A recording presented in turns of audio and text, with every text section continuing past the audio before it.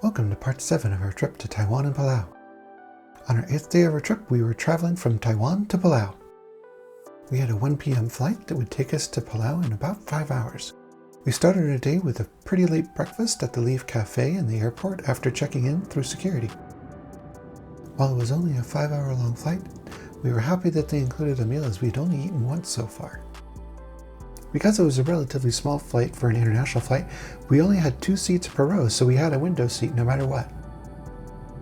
Once we got closer to Palau, we could see the northern islands and all the reefs through the water. It was really beautiful before we landed. Once in the Palau airport, however, the arrival area has no air conditioning, it's just one hall and no shops that are open.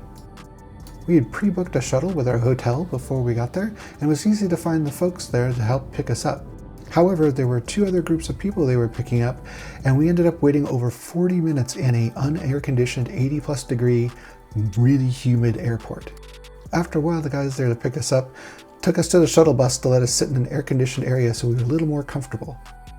An hour and a half after we landed, we finally made it to our hotel, and then immediately headed out to go find dinner. It had stopped raining by this point, so we walked over to the Japanese place a couple blocks away and had some dinner there. The service and the food weren't fantastic, but it was pretty so-so we weren't going to complain. After a dark and rainy intro to our arrival in Palau, we had a sunny day to greet us on our first full day in Palau. Our hotel had a free buffet breakfast, so we took advantage of that instead of trying to walk someplace to get food our first day. It's also a little bit expensive to eat in Palau, so we took advantage of the breakfast every single day. After breakfast, we walked out to the dock to check out the water and see what was going on with the crocodile that had been recently spotted and attacked someone.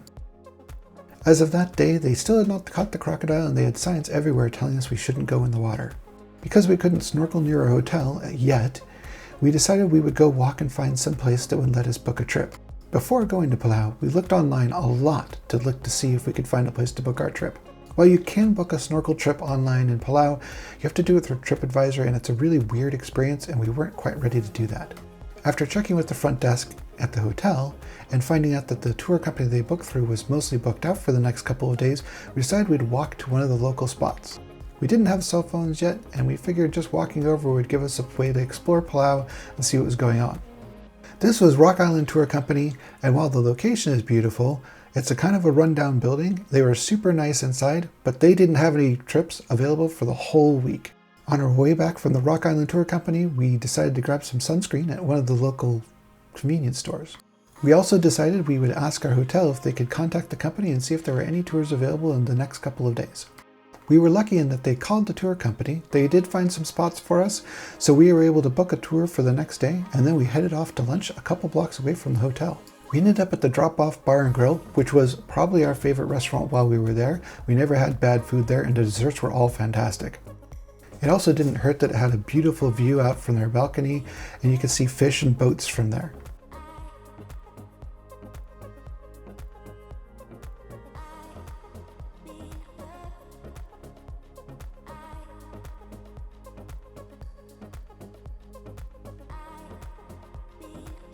It was in the high 80s and pretty humid at this point, and we were walking around the sun and very hot. We got some ice cream at the ice cream shop attached to our hotel on the way back, and then headed into our room to get some air conditioning. After spending a few hours chilling and cooling off in the room, we ended up being near dinner time.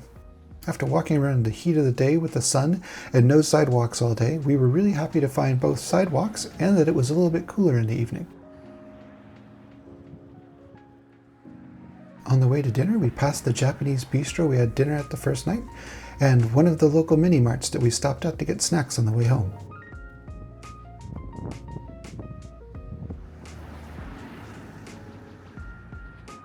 A little ways further down the road is Long Island Park. They were having a party this evening, and they had a bunch of local tents set up and some music going. We were considering going snorkeling here, but our hotel ended up opening the water up near it as they caught the crocodile a few days later. The restaurant we went to was a pretty fancy restaurant. It was really nice, had a beautiful view at the sunset, and a really interesting water entry.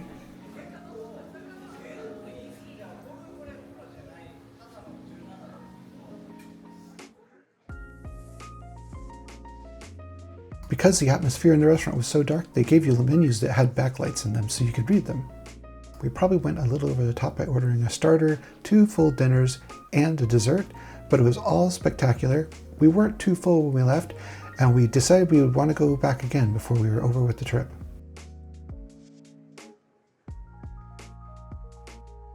After a fantastic dinner and a moonlit walk back to the hotel, we got our snorkel gear ready and went to bed.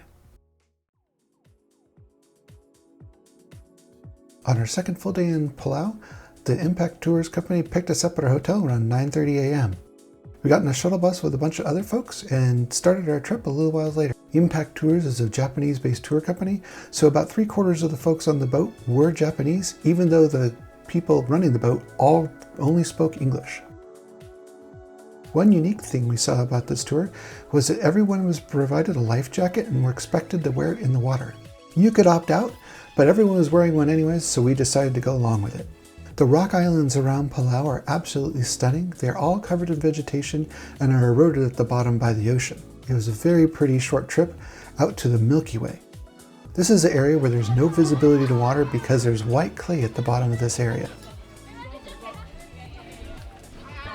The boat guides dive down, grab handfuls of clay and bring them up so you can put them on your face, and it's supposed to give you a skin benefit. After a little bit of hanging out, we were ready to head out to the drop-off. These islands are so beautiful, the boat ride itself was just worth the price of the whole tour.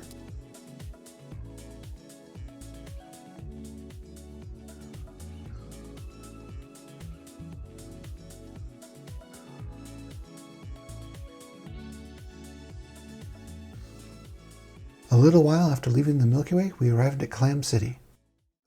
Clam City wasn't a very big stop, but even though we had giant clam shells at our hotel, these giant clams were actually alive. Unfortunately, since we were wearing life jackets, we weren't able to dive down to get closer to them, so they were a little bit farther at the bottom, about 20 feet away.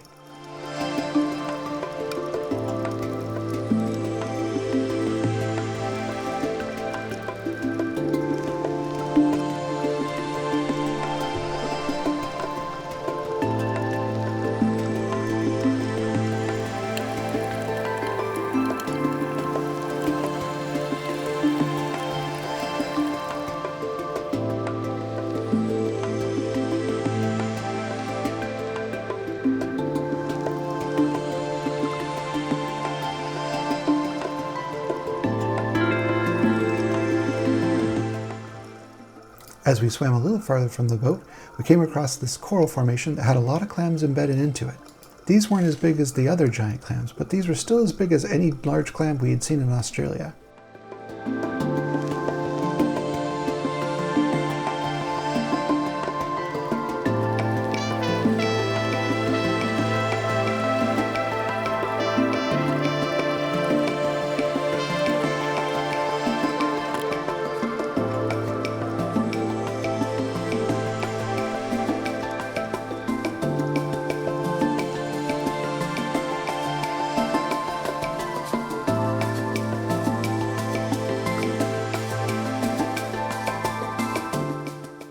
After about 20 minutes at Clam City, we all headed back onto the boat to head towards the drop-off, which was the main attraction. To get there, we went through the German Channel where we got a quick selfie, and we'll talk a little bit more about the German Channel on the way back.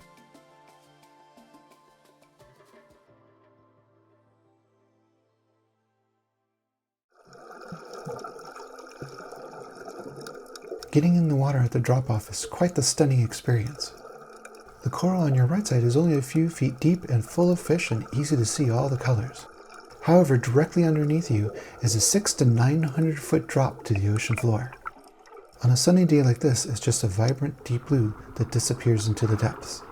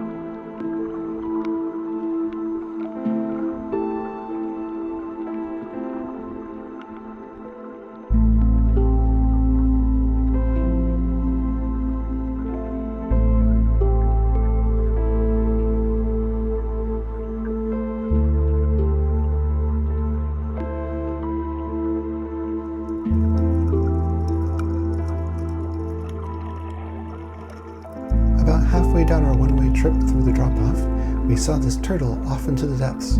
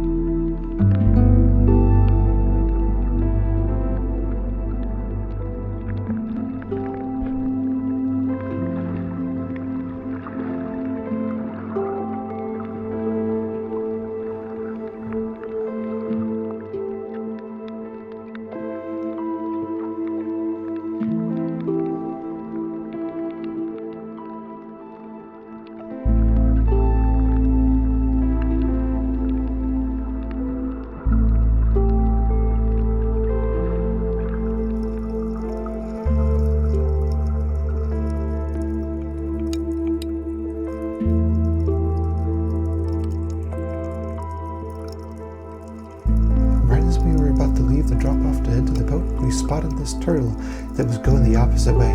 We ended up doubling back a bit, following the turtle as he swam alongside the coral on the drop-off.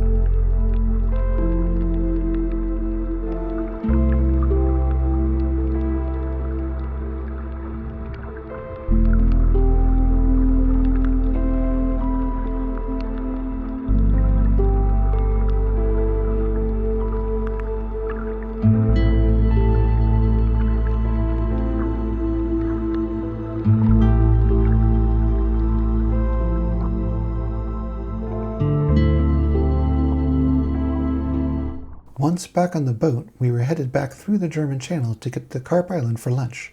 The German Channel is a deep channel that was dug and blown out of a big coral reef. Germany in the early 1900s was mining phosphate from an island inside the lagoon that was surrounded by this reef. Because it took so much effort and time to sail around the reef, they decided they needed an alternate solution. So in 1908, they dug and blasted this channel through the reef so they could get a better access to Koror City. While we didn't snorkel here, it is a popular dive site. On the way out of the German Channel, we saw a couple manta rays in the water you could see because the water was so clear. A little while after leaving the German Channel, we arrived at Carp Island Resort. This was going to be our barbecue lunch stop for the day. This is probably the most off-the-grid place we've ever been to. There's no cell phone reception, there's no phone lines, there's no internet. There are flushing toilets, but they work off of buckets that are collecting rainwater. The interesting thing is this is an actual little resort where people stay to dive and make multiple day dive trips from this location.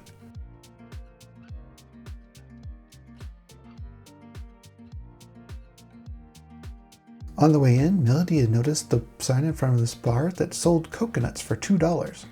We wandered into the empty bar, found the lady cleaning the floor, and asked her if we could buy a coconut. After using the restroom and getting a coconut, we noticed that they had started barbecuing lunch. It was going to be a little while lunch cooked, and we all sat around and got entertained by chickens attacking us. Oh, he's going after her coconut. Oh no! Oh no! Shoot! Back off. Back off. They don't. We were attacked. After defending ours and our neighbor's coconuts, we wandered back out into the sun and decided to go check out the birds that were on the beach.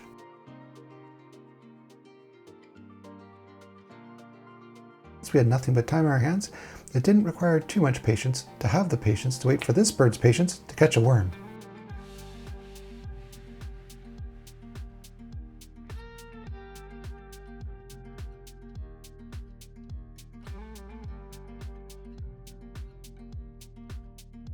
After standing in the sun a little bit, we headed back for the cover of the shelter where our picnic table was and spotted the hermit crabs that were right next to our table the whole time. There's two of them. One of them's hiding. This one's moving. Coming back. What?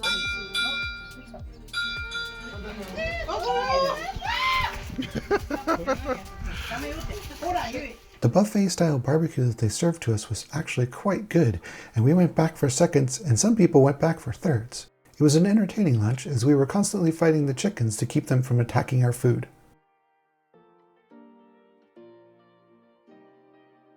After lunch, we'd all jump back on the boats, and our last stop for the day was Long Beach. The really cool part about this is you actually have to arrive here at the right time of day. The guys were saying that Long Beach is only available a couple hours a day at the lowest of tides. Sea cucumber. It is. What? They're like. The tide moved so quickly here that in the 15 to 20 minutes we were here, the tide had risen 2 feet near the boat compared to when we landed. Some of the shorter folks were struggling to get through as the water was now waist deep. I was really happy my cell phone was water resistant this day.